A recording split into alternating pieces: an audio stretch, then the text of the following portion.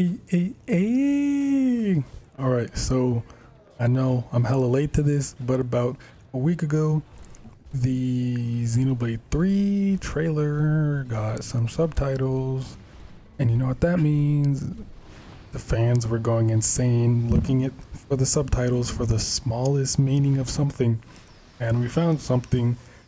The word clocks in the captions were capitalized, and there's something called a flame clock, and of course there's going to be theories about what it could be, and here's my stupid ass trying to give my theory to it. Now this video is going to be little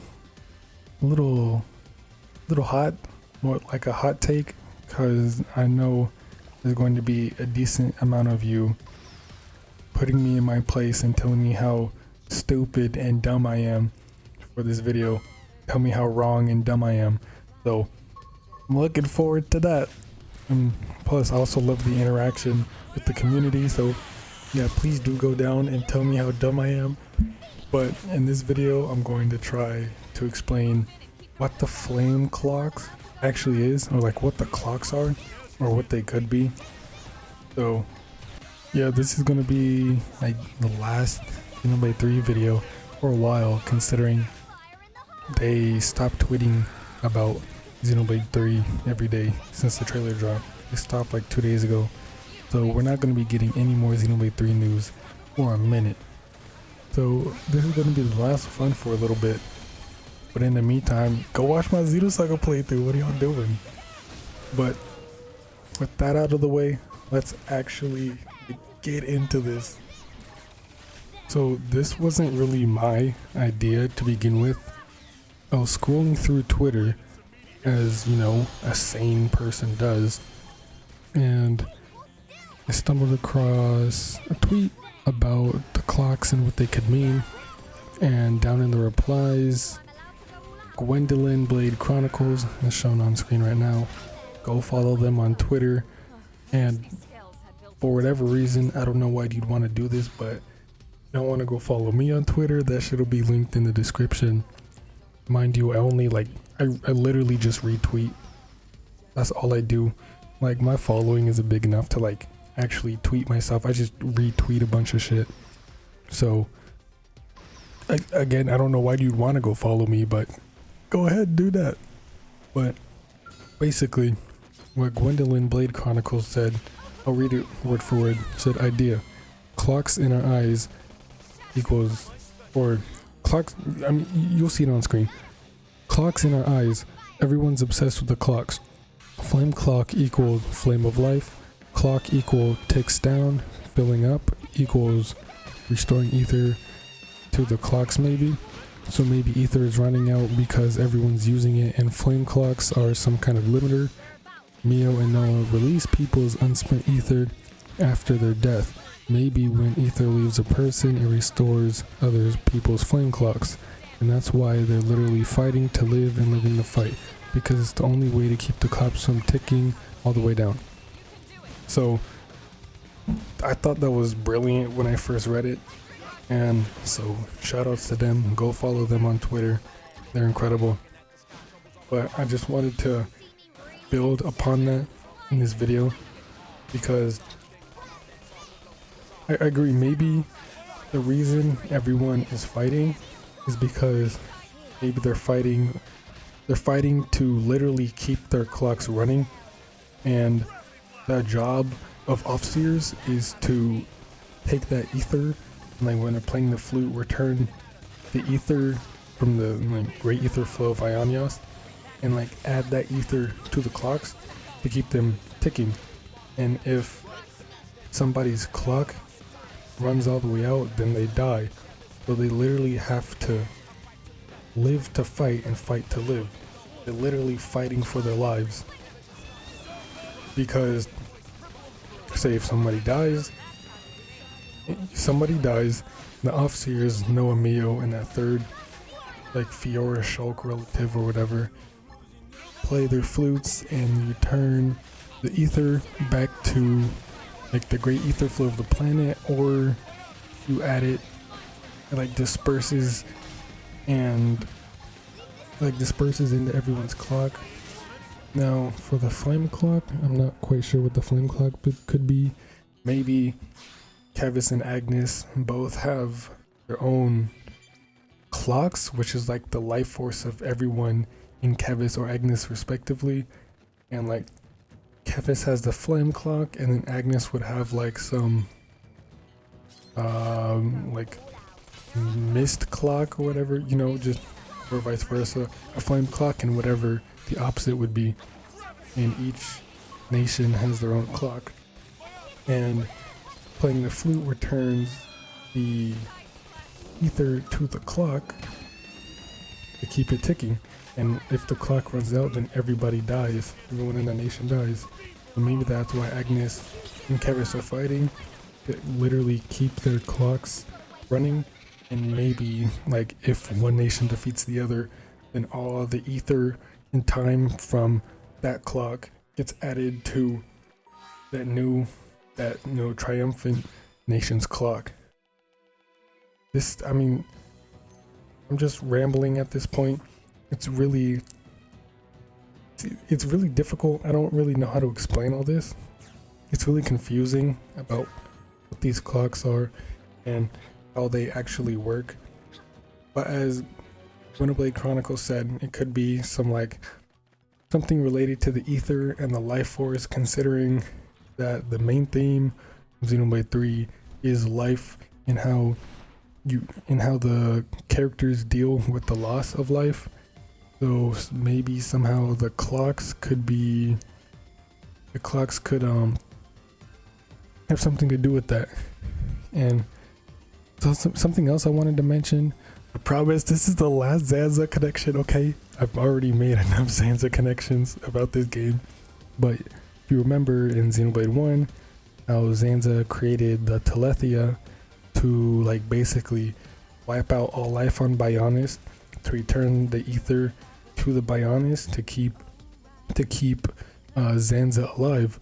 So like the Telethia would basically just recycle the ether over and over again to keep Zanza alive. Perhaps it's the same with the clocks, and like whenever someone dies, an Officer plays a song to return the ether to that clock.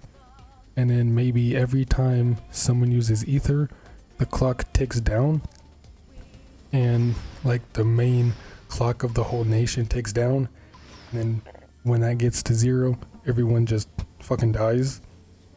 And then so they're literally, and maybe that's why the clock's running out, because they're at war with each other, which is, I mean, they're using a lot of ether, so it'd be running down the clocks, but they have to keep on fighting to keep on adding ether back into the clock. So maybe it's like some endless cycle to where if they stop fighting, the clocks will start ticking down because they'd still be using ether. There'd be no way to restore it. Again, I don't know how all of this works. I don't even know if any of that made sense. If y'all are following along, y'all got lost, I don't blame, because I got lost in the middle of talking about it. So I'm not really sure how any of this would work, but the flame clocks, or just the clocks in general, I don't know. But apparently also Ouroboros was mentioned in the trailer. Melia mentioned Ouroboros, saying like Ouroboros abhor this world or something. And from from my research, I found that Ouroboros is a Gnostic and alchemic symbol that expresses the unity of all things, material and spiritual, which never disappear but perpetually change form in an eternal cycle of destruction and recreation. So perhaps, because obviously here it says it like symbolizes the eternal cycle of destruction and recreation. And since Xenoblade 3 is all about life, and I mean basically death as well, because life and the loss of life, so life and death, the main themes of Xenoblade 3, Ouroboros is also heavily based on life and death. So I'm not sure how Ouroboros could play a role in the game, maybe Ouroboros has like a physical form in Xenoblade 3. And like I have a picture of Ouroboros up on screen so you know what it looks like, but Ouroboros somehow plays some kind of role in Xenoblade 3. So I don't really know. I'm kind of just all over the place in this video. Really hard to like think straight because I'm thinking of so much shit at the same time all at once. It's hard to like articulate it. I'm really trying to think what all of this could mean, but this shit is really hard. But it's just a little something I wanted to go over. And obviously this wasn't I really didn't put like any time into thinking about any of this. I found this out and I was like, yeah, I need to cover this. But I don't know, I may make a new video, like a more comprehensive and detailed video about what it could actually mean. But this video, I just wanted to like go over what these clocks and Ouroboros could have to do with the game, and just basically update y'all on it, even though I'm like a week late. So I'm pretty sure all of y'all already know about this. But I mean, it's better late than never. It's better to do it now than not at all. So, but yeah, also, if you have been watching my Bringer of Chaos runs, then you know that shit is absolutely abhorrent. Like the frame rate the videos are literally unwatchable. They're literally unwatchable. They move like 2 frames per minute. You'll be stuck on the same frame for like 3 hours. It was literally unwatchable. But I have finally fixed that, and there is very little to no lag at all now when I record these Bringer of Chaos parts. So I might actually finish this Nia Bringer of Chaos run. So like it'll actually be watchable for y'all, because you know I want to make the highest quality I can for y'all. So, but this video is just basically an incoherent rant about what the clocks could mean, what Ouroboros could mean. I really didn't think this through at all, and I'm not good at just talking on the fly. Whenever I make these videos or want to talk about something, I normally put a lot of thought into what I want to say, but here I just kind of went off cuff and just ranted. So I apologize for the torture. Y'all know intelligence is a trait I do not possess, so it's kind of tough. But yeah, this is a little video going over what they could possibly mean. Thank you so much for Xenoblade Chronicles for giving their opinion on what they thought. Like, thinking about it, it could make sense, but you know, we never know. Only Takahashi and his team really know. But you know, Takahashi's a madman. We have no idea what this man's planning. Literally anything's possible with this guy. So like, if him and Yoko Taro made a game together, we'd be in for a fucking ride. Shit would be insane. So yeah, that's about it for this video. Kind of out of breath because I'm just so hyped up and trying to speak about this. When I'm like excited about something, I just talk really fast and breathe heavy. I'm sorry about all that, but I should probably end the video here before I just keep on ranting. And I don't want to listen to this, but that's gonna be it for the video. This one was kind of sloppy, a lot less like planned and prepared for. Don't worry, all my videos aren't gonna be this garbage, but I hope you did enjoy. As always, thanks for watching. Have a damn good day. Stay safe. Be well. And play some goddamn Xenoblade.